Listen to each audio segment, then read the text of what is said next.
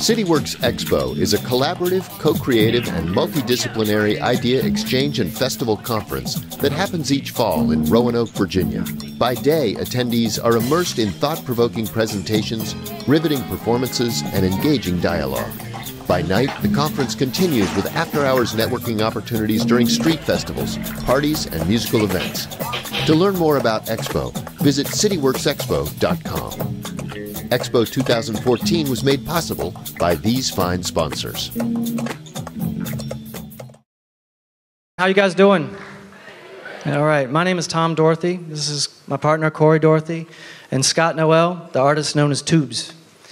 We're going to tell you a little bit about a little story that we did, a project that we put together and we facilitated. It's a common passion we all came together and created. So without further ado, Corey. A couple years ago, my husband and I had purchased a commercial building in the Wasena area of Roanoke. I know many of you probably are from out of town, don't know what that means, but it's nestled right in between Grandin Village and Roanoke City. We identified it as a really up-and-coming area of the city that we wanted to invest in. And we had two buildings. Ideally, we purchased it to run our business out of, but the second building, we weren't quite sure, you know, what could we use that for? What could we do? It needed a lot of renovation, and we started brainstorming. How can we make this building?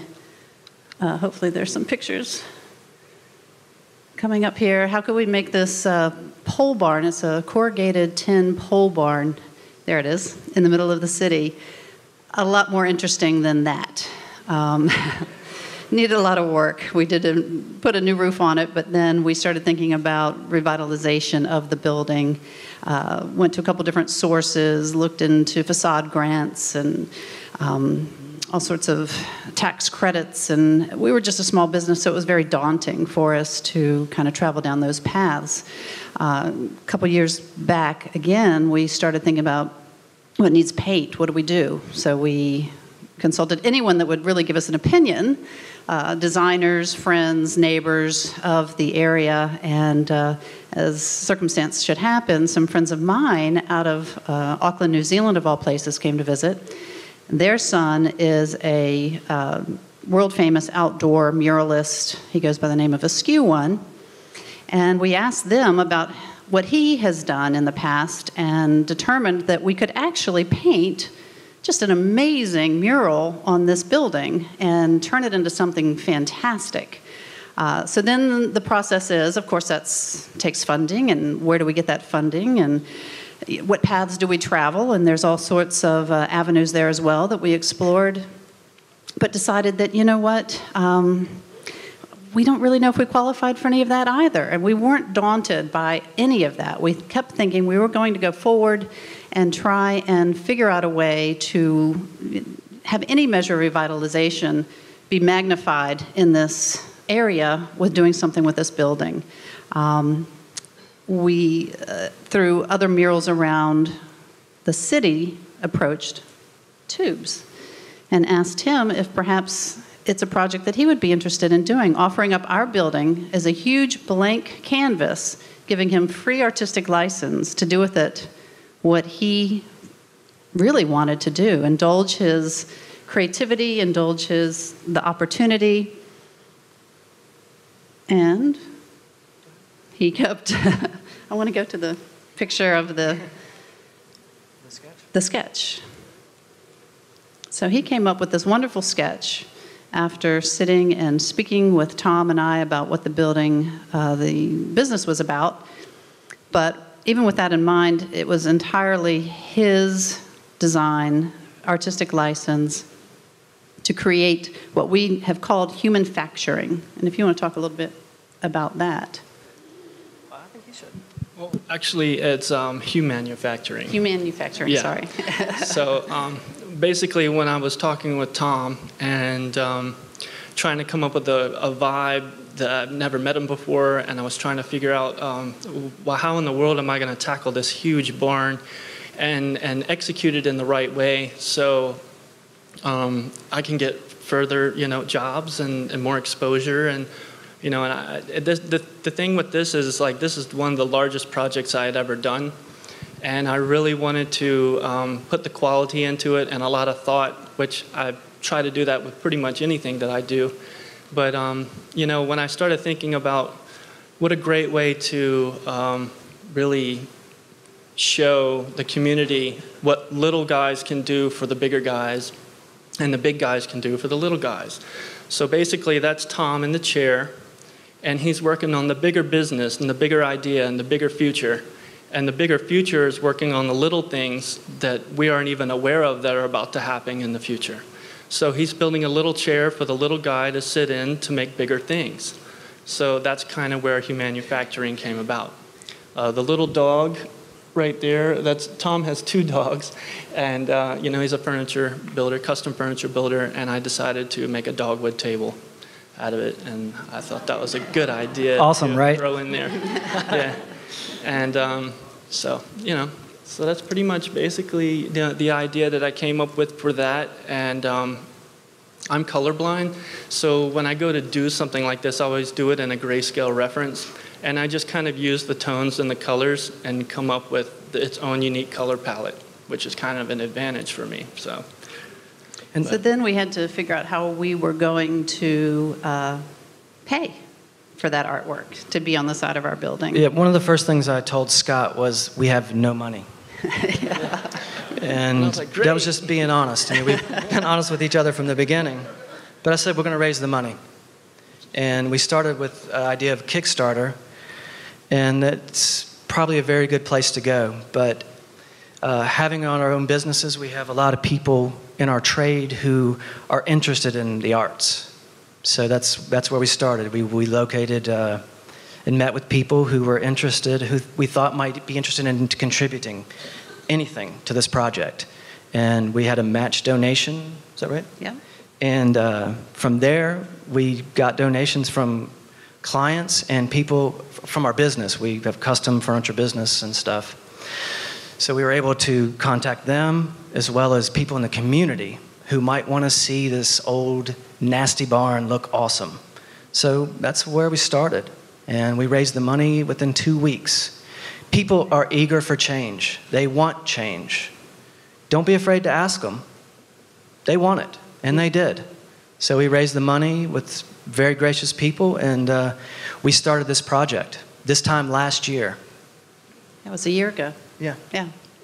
And I mean, I guess really what it proved to us is that if you're in an up-and-coming neighborhood and the revitalization effort is going forward, which we knew it would. I mean, it was just poised to. It was a matter of time of when it would actually start really grabbing hold and making that big difference. And we were just right at the right timing for all of that. It's how many feet long? It's about 100. 140, isn't it? 120. It's just under 120 feet long. It's long. I'm talking about how it wraps around the front. Yeah, it's about 25 feet tall. Right. The scaffolding's to kind of give you, that's a 2-tiered scaffolding on a deck to kind of give you an idea. And it was also corrugated metal, so that was a challenge in itself. Yeah. That actually got us turned down for a lot of the avenues that traditional avenues that we sought for funding. People said, you can't paint on corrugated tin, you can't do that. And we were like, well, as far as we know, Tom's famous quote is, spray paint sticks to anything other than water, you know, so surely we can do it.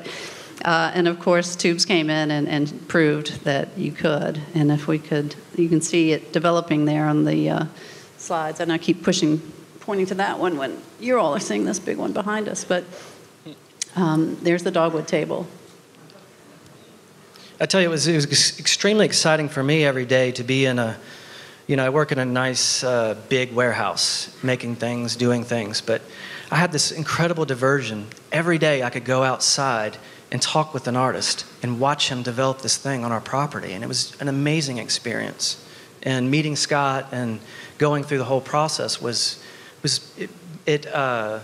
more than met our expectations big time. Mm-hmm. I mean, one of the first quotes we threw up there when it first started was something that kind of kept us going. And it was really that anything which helps instill a more generous measure of respect for art is a priceless tool that broadens the humanity of any group of people. And that's basically what we wanted to do. We wanted to leave a mark. We wanted to broaden the horizon of the revitalization of the city, of the neighborhood. So much was going on. Right next door is the famed River House, which houses a rock climbing gym and a restaurant and apartments. So we just wanted to give them a better view as well. And as you'll see, one of the last slides that we have is a before and after picture of the barn. And it's, can you click? Well, it's way on the end. But Yeah. we're getting ready to come around to the front of the barn. Originally, we had a wraparound design, and this whole thing kind of grew as it went along. It started off with a sketch by Scott, and it sort of organically grew with his own interpretation and his guts pushing it. And what you're going to see is, I don't have the original sketch in because I didn't want to dilute it, but it's a lot like the side. The color, texture, feel. But organically, we were feeling something else.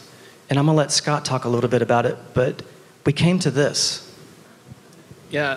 The building is located right on the Roanoke River. It's right off the river, so it's, kind of a cool thing there.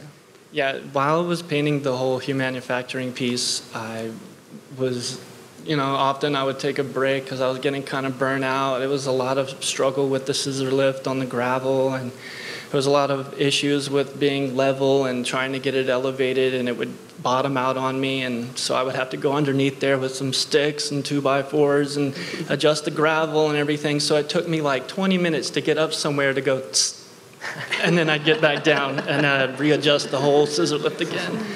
So I probably lost like 8 pounds that day, But while I was doing that, I would stare up at the sky because it was so beautiful, during the fall weather and everything. And there would be this blue heron that would fly over every day.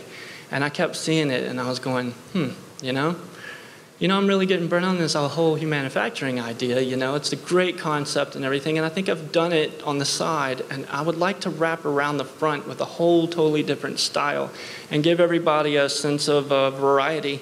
You've got like 2 different murals in one, area. So, and it also was another way of exposing my different styles that I have in order for me to get more work.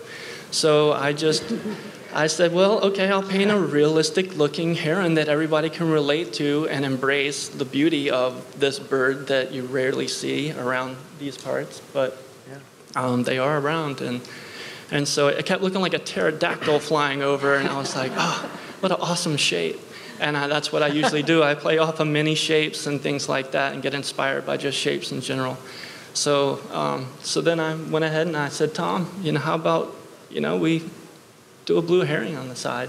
And we totally were like, whatever you want to do. I mean, it's entirely, I acted like I wasn't excited at all, yes. but I was so excited inside. I was like, yes! Because I'm a huge fan of the heron. I mean, it's a pretty awesome bird. It's for a lot of reasons, but we were super excited about that idea. Plus, we've seen a lot of his work, and we knew that he could pull off something like that, and it became even more exciting. It really did. So that you see a slide there of it kind of the side coming around to the front, and the front, of course, is a completely different color scheme, which I think worked really well with the piece. And I got my dreamsicle orange color on the barn. Yeah, and that's what he originally wanted to go with. I didn't do the tip top because I didn't go that high. I had somebody else go way up there and spray it, so I stayed right there where the head is. But that was high. That was like 40 feet, wasn't it? It was like 40 feet. It's about 50 feet tall. Oh, okay. Yeah. At the point. But it was a running joke that we always thought it funny to have a metal pole barn right in the middle of the city that was bright orange. So I got it. Totally got it. But So really it was about going to the neighborhood. We were concerned with the neighbors in the area. Would they accept this? Would they think, oh my gosh, what's happening to this building that's been sitting there, since the 1920s or 30s, being used for many different uses. At one time it was a beer distribution center. At another time we think maybe it was to house the horses for the ice that was being delivered from the ice house, which is now the River House next door. So we were very in tune with what the neighbors were, the feedback they were giving us, and we took that into consideration as well. And I think, you see that beautiful front, the end result was very pleasing to not only us, the artist was able to express himself, but the neighborhood, I think, really embraced it. And in fact, some of the neighboring businesses and the neighbors themselves donated to the funding of the project. And this is the building today. That's the building today. Well, yesterday. So our whole idea to come down here and speak with you guys is to just hopefully influence a little bit. If you want to be part of the change, be the change. Ed Walker came up with this great tag of being a change agent. That's what we are. It's what we want to be. If you want to do something, do it. Don't wait for it. If you have a passion for something, do it. That's it. Yeah. And let's show that last slide, the before and the after. I don't know if you can see that. Yeah. So thank you so much. Thank you, Ed.